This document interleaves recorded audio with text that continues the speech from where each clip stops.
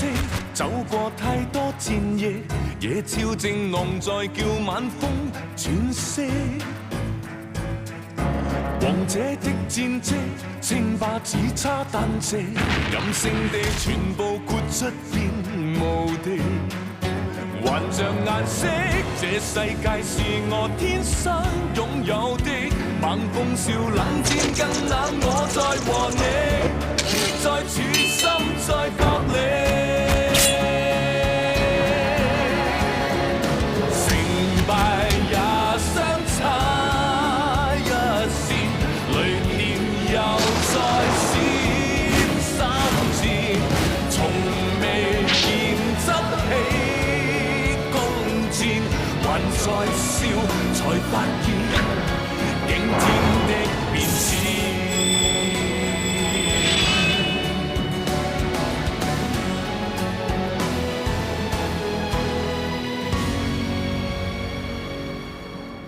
皇上，汉人被满人欺压的事屡有发生，更有汉人被满人打伤致死，所以才会有汉人燃放孔明灯，上写冤字。御前侍卫乃是天子皇族身边最亲近的人，要是让汉人出任，可表朝廷重用汉人之决心。好，我就去考御前侍卫，我要我们汉人以后也可以抬起头做人。好。今天的御前侍卫考试，相信在座各位都是有能之士。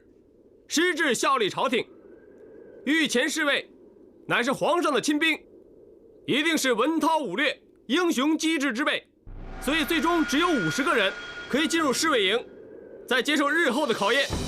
各位会被带到一个地方，之后大家要记得刚才经过的地方，清楚地在地图上标示出来。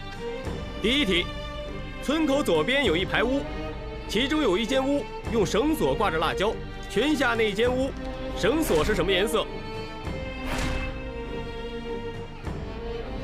第二题，水井旁边有一位婆婆坐在那里乘凉扇扇子，她是用左手还是用右手扇扇子？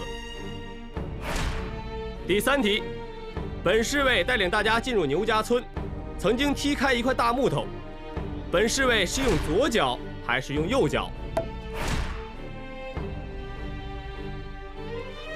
现在是第4关。通权达变，考验大家的应变能力。你们各自安排在一间密室里面，负责保护一颗明珠，不论中途发生任何事，最后能够守护明珠者方为成功。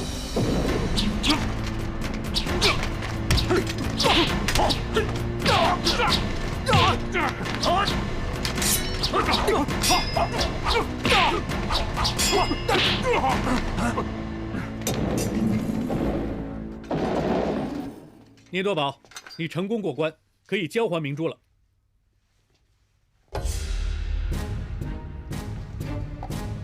你根本就不是御前侍卫，大胆！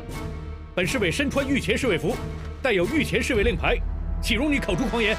所有御前侍卫的刀都是刀柄向后，你看你自己。聂多宝，你真正过关，准备下一关。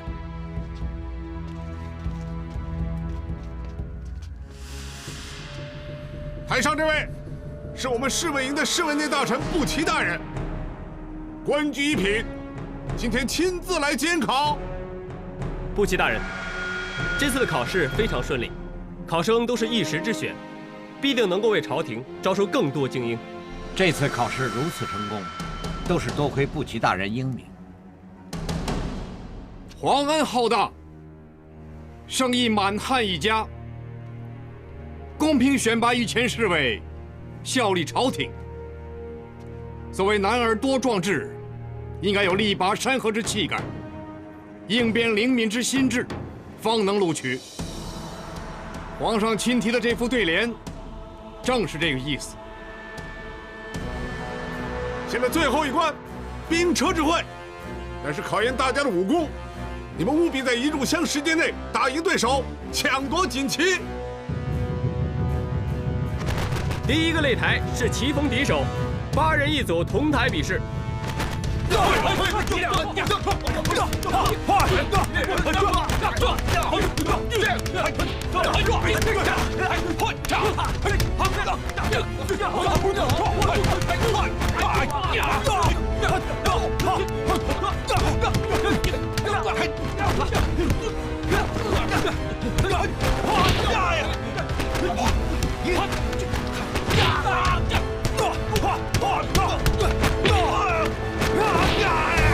把对手打下擂台者，即赶上第二擂台。刀剑无情，上了擂台之后，自取你们之前选定的兵器比试。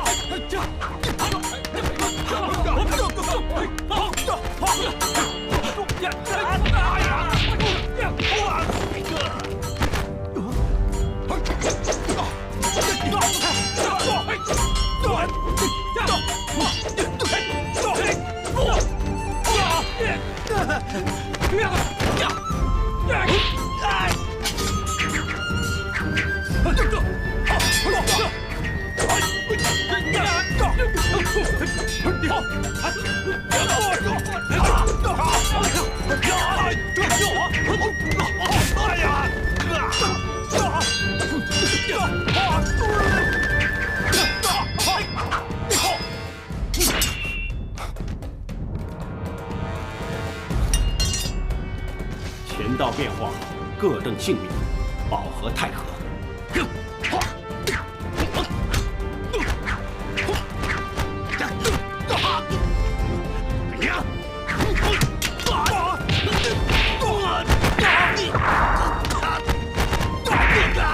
把对手打下擂台之后，即赶上第三擂台，八方风雨。台上有梅花桩，以抢到高台上的旗帜插回地上方为完成。记住，你们必须在1炷香的时间内完成。相近线断的话，那所有人都会一起出局。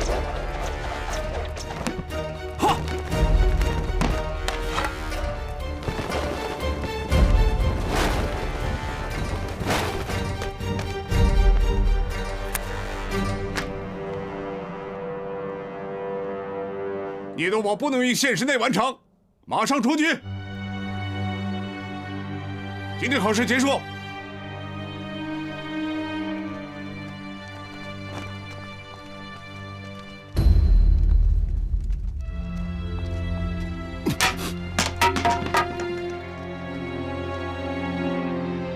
做得好，果然没让朕失望。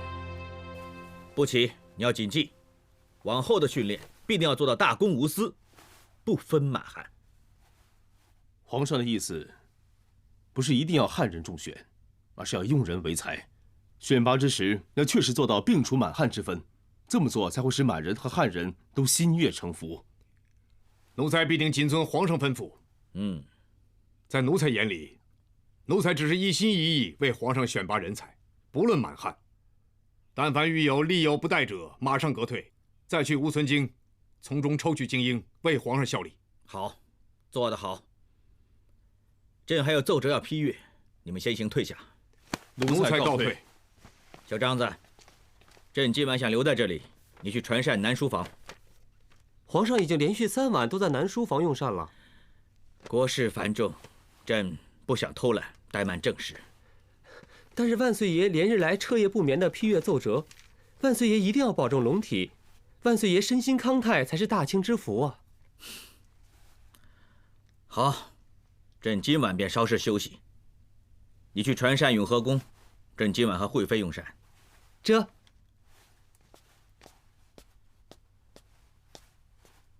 万岁爷，奴才尚有一事禀告。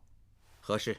回万岁爷，奴才今天经过御花园，看见皇贵妃娘娘在刺绣一幅《香远忆清图》。香远忆清图，朕在哪里听过？万岁爷日理万机，可能一时之间想不起来。万岁爷还记不记得去年盛夏与众娘娘去避暑山庄避暑？朕记得。万岁爷当时与众娘娘经过荷花池，刚好看到荷花盛放的美景。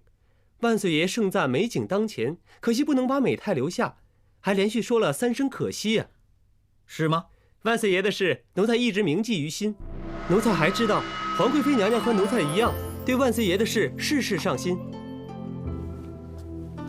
娘娘，你不眠不休的刺绣也没有用，皇上不知道你的心意，你还是去休息吧。皇天不负有心人，本宫相信这片心意，总有一天皇上会知道。五福尽到。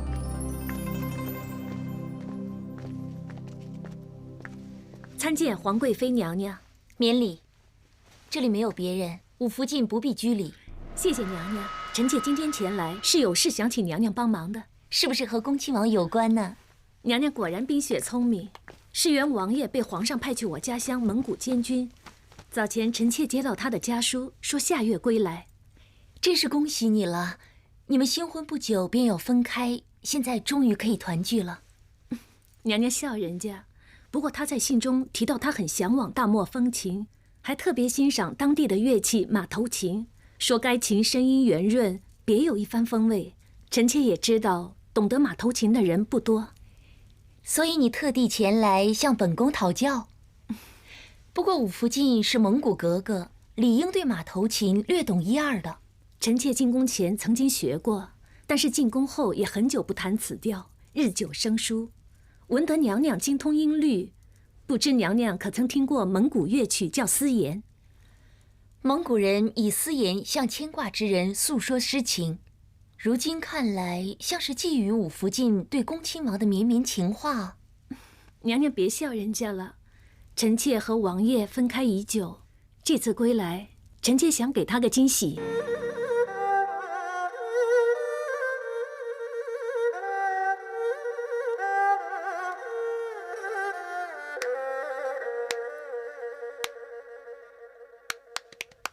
渐成拉得真好，想不到丝言一曲拉起来居然如此困难。只要你勤加练习，自然熟能生巧。拉了一会儿，两臂已经酸麻了。时间也不早了，此曲并不是一时三刻就可以学会。武福晋不妨明天再来。唯有如此。你带着马头琴进出宫中颇为不便，不妨将琴留下，反正本宫也可以施加练习。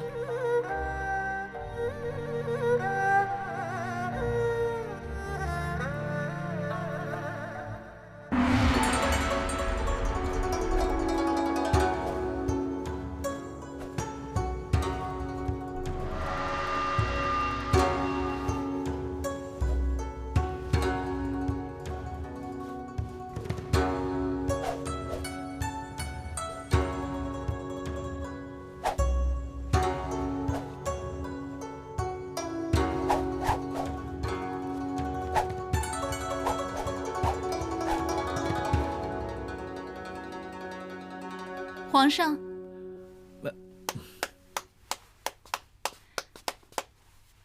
皇上，你没事吧？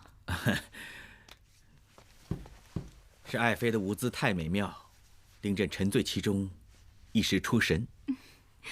皇上取笑臣妾了。这是称赞你的武艺日益精湛，看来你为朕练习了不少时日。刚才这曲剑舞叫什么名堂？这首叫《蝶恋花》。繁花似锦，万花争艳，好比皇上大好江山。锦绣繁盛，彩蝶穿梭，又好比臣妾对皇上的依偎呀。爱妃冰雪聪明，也懂得为朕分忧，不枉朕如此宠爱你。其实想为皇上分忧的人，不止臣妾一个。爱妃不妨直说。臣妾知道皇贵妃娘娘特地为皇上刺绣一幅香远异卿图，为此彻夜不眠，通宵达旦。臣妾见娘娘如此，实在于心不忍，请皇上拨冗过去看看娘娘。参见皇上。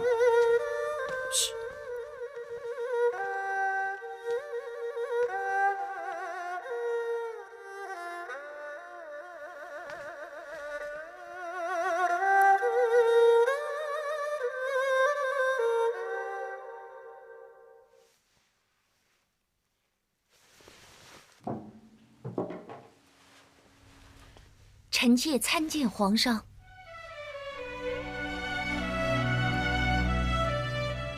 东施效颦。皇上，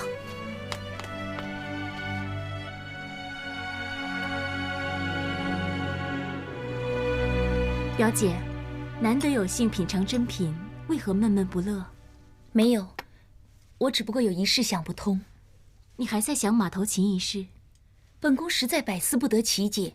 皇上难得来到本宫寝宫，何以一听见马头琴便龙颜大怒，还斥责本宫东施效颦？表姐，你真是的，何以无缘无故拉奏马头琴？是建成叫娘娘教我拉的，不过我不知道会发生这种事。是建成？这就奇怪了，你怎么知道皇贵妃懂得拉马头琴？而且你在哪里弄个马头琴回来的？是惠妃特地搜罗回来的。惠妃？上次听五福晋说想拉马头琴哄恭亲王开心，所以本宫专程叫人搜罗琴回来了。可惜久未操琴，琴技生疏，娘娘见多识广，不知道娘娘会不会拉马头琴呢？本宫知道有个人可以帮助你。参见惠妃娘娘。参见皇贵妃娘娘。参见惠妃娘娘。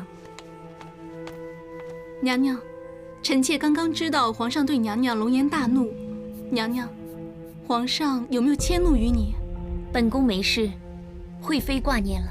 都怪臣妾不好，臣妾叫五福晋找娘娘学马头琴，没想到会连累皇贵妃娘娘，臣妾实在过意不去。只怕有心人出招，无心人避无可避。二福晋，你何出此言？世事居然如此巧合，这边厢五福晋去请教皇贵妃，那边厢惠妃娘娘就叫皇上来看皇贵妃，时间算得刚刚好。这不是有人想陷害皇贵妃吗？二福晋，你误会本宫了。贵伦不敢，贵伦并没有针对任何人，只是我听说有人在皇上面前扮演前皇后来讨皇上欢心，没想到现在厉害的用马头琴来害人。二福晋，你这么说就是要陷我于不义了。贵伦，没有真凭实据，别这么说惠妃。二福晋，我看你误会惠妃了。太皇太后驾到！参见太皇太后。免礼。谢太皇太后。大家尝过凤梨果没有啊？刚才哀家在慈宁宫已经尝过，果然是鲜甜可口啊。臣妾刚刚尝过，此品果然只应天上有，谢太皇太后赏赐。坐吧。谢太皇太后。惠妃，何以双眼通红啊？回太皇太后，臣妾只是昨夜辗转失眠，才会脸色憔悴。这种凤梨果外表扎手，表面又布满了坚丁，不过里面很甜的。臣妾刚才也是这么说的。所以说了，凡事只着眼于表面，而不探究个中的事实，很容易就被假象蒙蔽，错失真相的。这么酸？建成，凤梨的心坏了就不能吃了。怎么样才知道心是坏的？心变黑了，不就是坏了？哀家相信惠妃最清楚不过了。你有所不知，前皇后很喜欢拉马头琴，当她临终之时，还要为皇上拉奏一曲，最后就死在皇上的怀里了。皇上情深意重，对前皇后念念不忘，难怪皇上会龙颜大怒，斥责臣妾东施效颦。自此之后啊，马头琴声便成为宫中的禁忌。每当皇上听到马头琴声，就会大发雷霆。哀家已经颁令下去，绝口不提。没想到，居然有人洞悉，作为害你所用。这个人啊，真是不简单呢。惠妃聪明伶俐，但还不至于如此攻心计。而且太皇太后加以训示，以惠妃的乖巧，以后一定会安分守己。你这孩子实在太仁慈了。你要知道，后宫个人互有心思，攻于心计。虽然你无心害人，但是凡事都要多留点心眼儿。臣妾定将太皇太后的金玉良言铭记于心。你是哀家娘家的人，以你的品性德行，绝对可以成为皇后，母仪天下的。你千万别让哀家失望，知道吗？臣妾定将尽力而为，不会辜负太皇太后的厚爱。乖。那个惠妃啊，真是心肠歹毒，居然绕那么大的弯来陷害皇贵妃。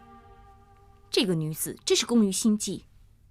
后宫斗争向来如是，不值得为此劳心伤身。皇贵妃是我表姐嘛，这口气我怎么都咽不下。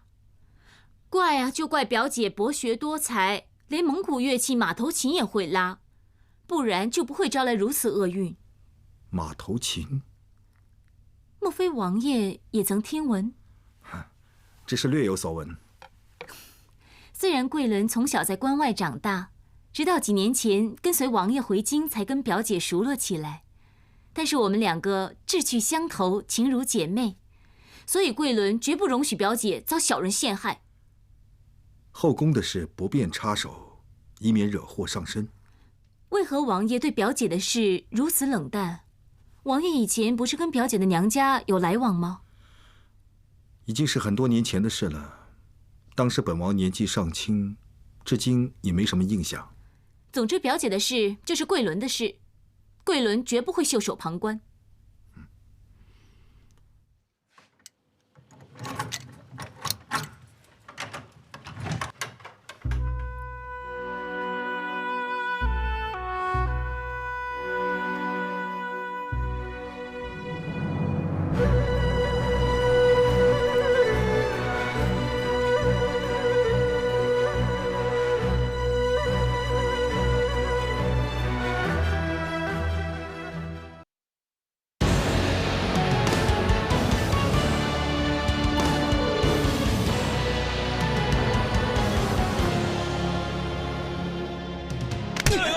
住手！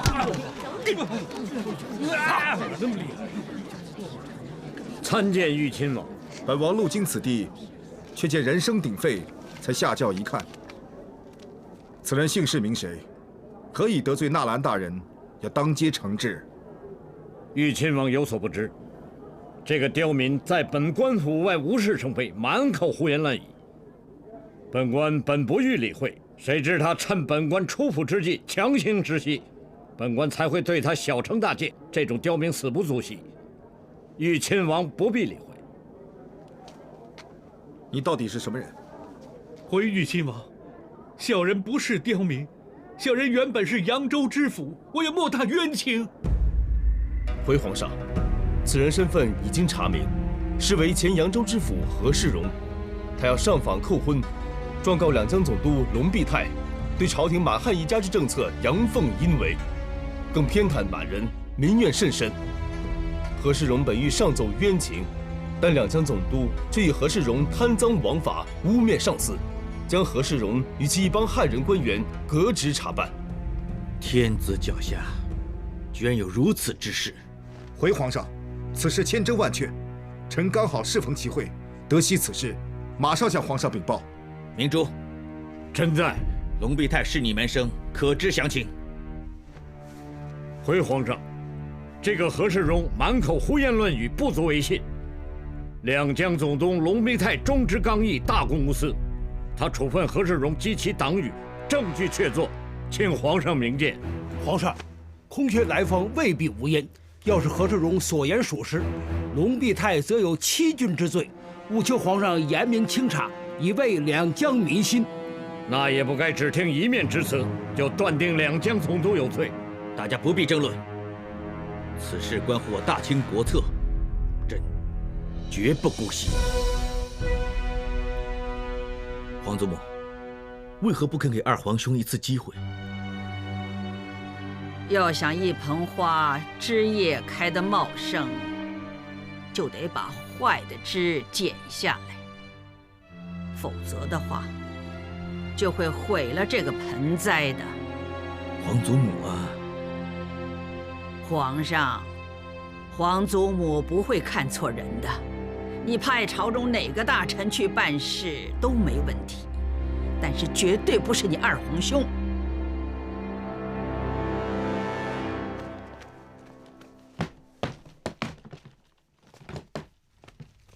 二王爷真是神机妙算，上次叫奴才留意扬州何世荣进京，原来早有后招。龙必泰在两江一向霸道嚣张，本王深知他一定不服满汉一家政策。而扬州知府何世荣不只是汉人，性格耿直刚烈，他跟龙必泰一向不和，必会出乱子。果然不出所料，龙必泰借此将他革职。而何世荣绝不会就此罢休，一定上京告御状。届时王爷就假设路经巧遇，然后借机进宫，向皇上揭发此事。王爷果然料事如神呐！王爷，难得皇上这次肯破壳弃重，委以重任，王爷一定要尽力而为啊！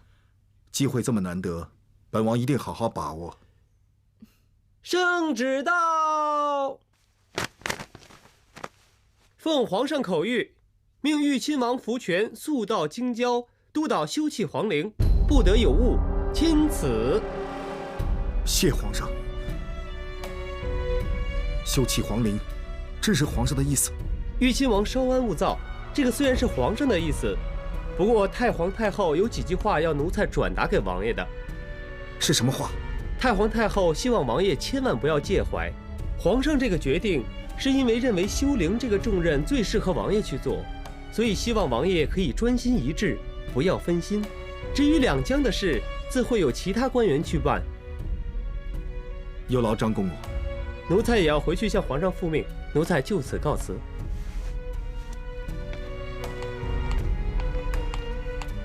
皇上为何会派你去修陵啊？他不是派你去扬州办事吗？这是太皇太后的意思。太皇太后？为什么？之前我们要去关外看宝太的外公，他也不准，现在又从中作梗，为什么太皇太后总是针对你呢？都已经那么多年了，到现在还不肯原谅我，还要千方百计，费尽心思，不让我出头。只不过，我绝不会认输。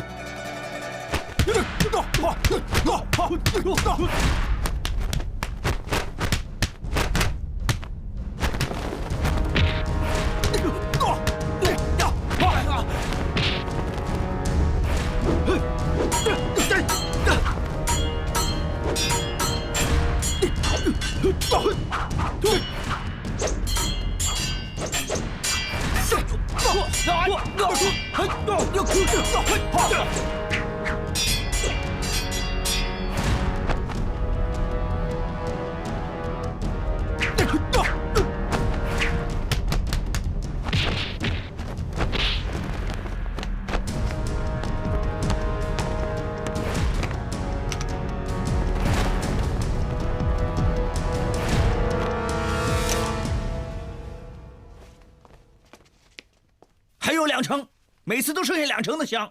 豆宝哥，我们已经照你上次的情况试了3次，每次都剩下2成，你到底想试多少次啊？这就足以证明上次的香是被人做了手脚。哎，豆宝哥，你只是猜的，这次人不同，地方也不同了，根本很难打得跟上次一模一样的。是啊，就算真的有人在香做了手脚，你也被人革走了啊！就算革走，也要知道真相。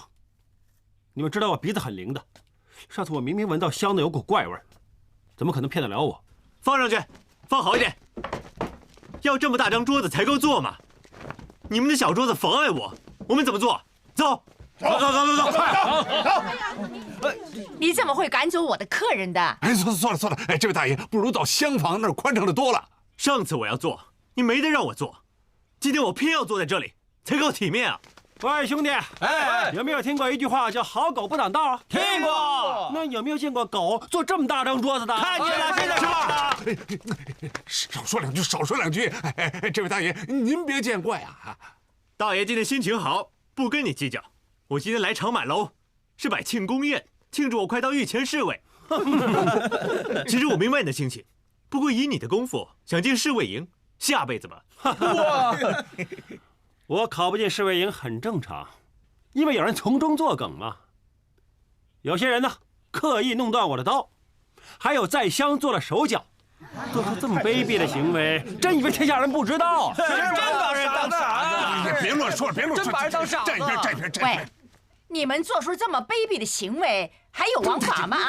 你们知道在说什么？污蔑朝廷命官，这条罪你担当得起吗？我告诉你，个个怕狗官，就我聂多宝不怕，怎么样？你说什么？那你们先打！你想打我？侍卫营已经录取了我，那我就是朝廷命官。只要你碰我一下，官府抓人封铺，你别跪下来求我。哎呀，你疯够了没有啊？你之前被关进了大牢，差点送命，你还不怕呀？这位大爷，请您多多包涵，多多包涵。我这儿子年少气盛，他不懂得分寸。您坐，您要喝什么？您要吃什么？我长满楼请。爹，你干嘛要请他们？过来呀！你干嘛请他们？过来！算了吧，儿子。表哥，官府势力大，斗不过他们的。你爹说的很对，别让汉人猪扫兴。来送上最好的酒菜来！哎呀，来，和尚，哎，快点，快把碗筷，拿酒。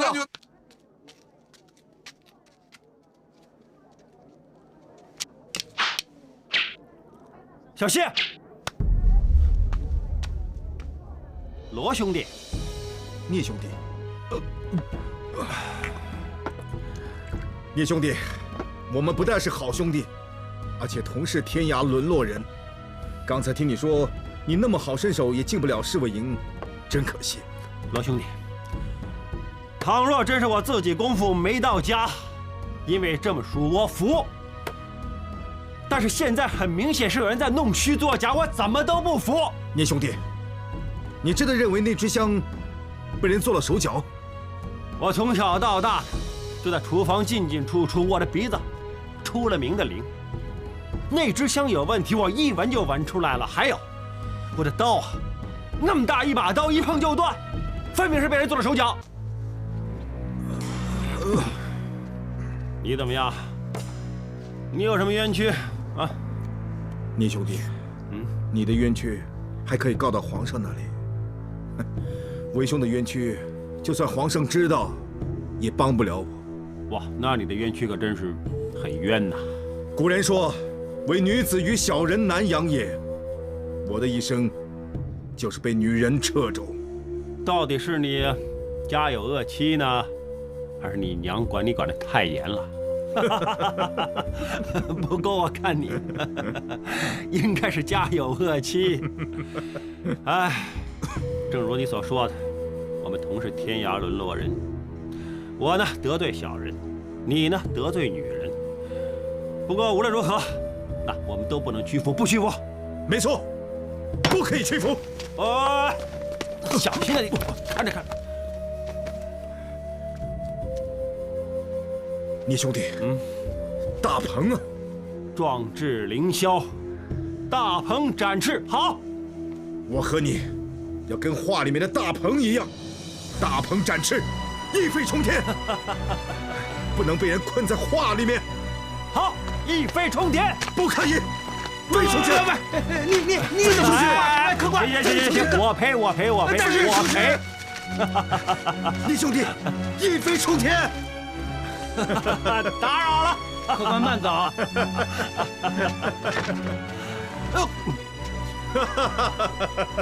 你笑啊！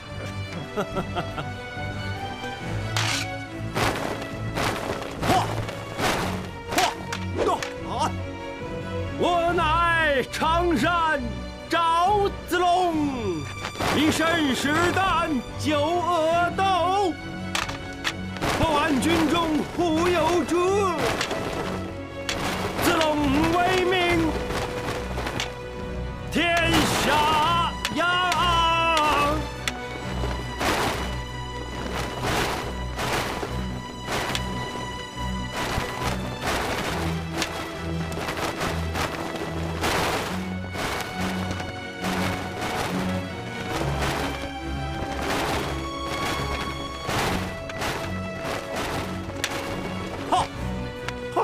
咚咚锵！去唱。赵子龙、关云长2位忠臣同为五虎上将，齐去诛奸去邪，干一番大事啊！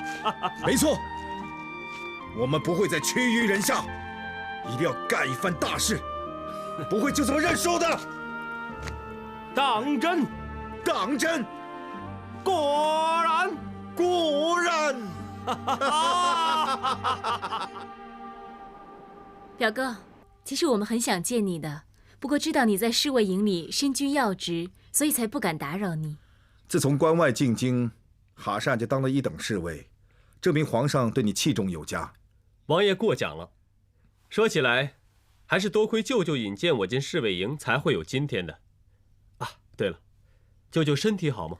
阿玛身体一向壮健，只是有气喘的老毛病。对了，宝太现在该睡了。我这个儿子很粘人的，一定要我哄才肯睡的。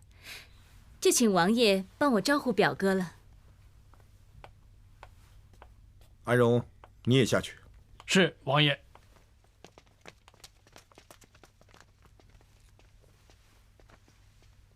王爷今天请我过府，我看不只是叙旧这么简单。近日本王听说侍卫营发生一些事，传闻在甄选御前侍卫的过程之中，有人从中作弊，处事不公。矛头还直指侍卫营里面掌权的有关官员。王爷一向深居简出，不知道从哪里打听到这些消息。本王就是听闻此事，怕会对你有所影响，所以才请你过府，了解一下各中的内情，希望你有所防范。谢王爷美意。本王听闻太师之前跟一位有份甄选的汉人发生争执，还惊动了皇上。前2天，皇上和本王在宫中闲聊的时候，也提及过此事。皇上还问本王对此事有何看法。皇上有跟王爷提起过？据本王所知，皇上应该听到一些流言蜚语。你知道吗？这次汉人投考侍卫，乃是本王向皇上建议，所以皇上很多时候都会问及本王的意见。空穴来风也未必无因，不过暂时我没有任何实质的证据。太师和你都是1等侍卫，要是太师出了事，多多少少会对你有点好处。届时本王一定想尽办法助你一臂之力，只是不知道你肯不肯配合本王。当日有考生折断兵器，你们是不是已经检查过每一把兵器？哈山大人，太师大人事前已经检查过每一把兵器。那天兵器折断，很可能是考生用力过猛所致的。其实不止太师大人，连步骑大人也检查过。步骑大人也有检查过考试的物品？是啊，考试之前呢，步骑大人每样物品都亲自查验过的，连计时用的香也要送去他的房间查验，连编排考生的组别也亲力亲为。步骑大人真是一丝不苟啊！我们是不是有些黄磷？记得要好好保存。放心吧，大人，我们会收得很妥当的。而且步骑大人在考试之前也很慎重，嘱咐我们任何人都不能碰黄磷。步骑大人，2支香明明是一起点，但是这支烧得特别快，而且还有这股味道。当日我在擂台上也闻到。你知不知道为什么？是不是因为这股味道，那支香被人做了手脚？一定是加了黄磷。黄磷是什么？黄磷是洋人所做，不需用火势，在比较热的环境之下便会自动着火。现在有人存心在香做手脚，就是摆明不让我进侍卫营。这次侍卫营投考事件事关重大，他们不可能为了私人恩怨就大做手脚，因为一旦被揭发，是欺君大罪。你不是说过最后一关兵车之会，所有考生分成8人一组？对啊，这有什么关系？据我所知，这次考御前侍卫，6个入选的汉人都很巧妙地分配在不同的6组里面，而你跟其他汉人就被安排在另一些组别，负责编人的是那个太师？不是，是侍卫营最大的头领步骑。皇陵是宫中禁品，可以接近的也只有步骑。就是所有事情都是那个步骑内定的。步骑身为领侍卫内大臣，朝廷一品大官，明知道这么做是欺君犯上，要杀头的，为什么还敢这么做？这是百思不解。等一下，你怎么知道这么多事情？湘被人做了手脚，你知道；侍卫营内部的事情，你也这么清楚。你到底是什么人？现在要知道的不是我是什么人，而是那6个汉人和步骑有什么关系。我查过这个沐风，他是福州人，他父亲和祖父都是当福州知县，从来没有来过京师，和步骑表面没有任何关联，就连他的武功也是师承福州鹰爪门。虽然京城同样有鹰爪门，但是步骑所练的是薛家拳，根本完全不同。哎呀！哎，姑娘，你没事吧？放手！表哥，岂有此理！你这淫贼，居然敢调戏我表妹！喂，话不可以乱说的。是这位姑娘跌倒，我才出手相扶。你不信可以问你表妹，是不是表妹？不是啊，是他存心占我便宜的。刚才我走进来，他突然之间冲上来，抓住我的手，说很喜欢我啊，表哥。你听到了？光天化日之下，你竟敢调戏良家妇女！今天本大爷就要好好的教训你。你很面熟啊，我是不是在哪儿见过你？哎，你别套近乎认亲戚啊！认识也要打！臭小子简直自不量力！我将会是御前侍卫，你敢跟我打？御前侍卫，好，我正想领教一下。哼！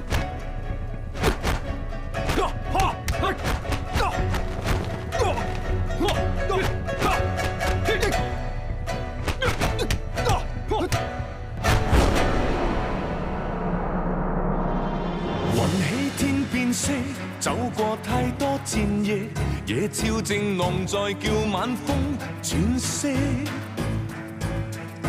王者的戰績，稱霸只差單隻，任性地全部豁出變無敵。還像顏色，這世界是我天生擁有的。猛風笑冷戰更冷，我在和你。在處心在角力，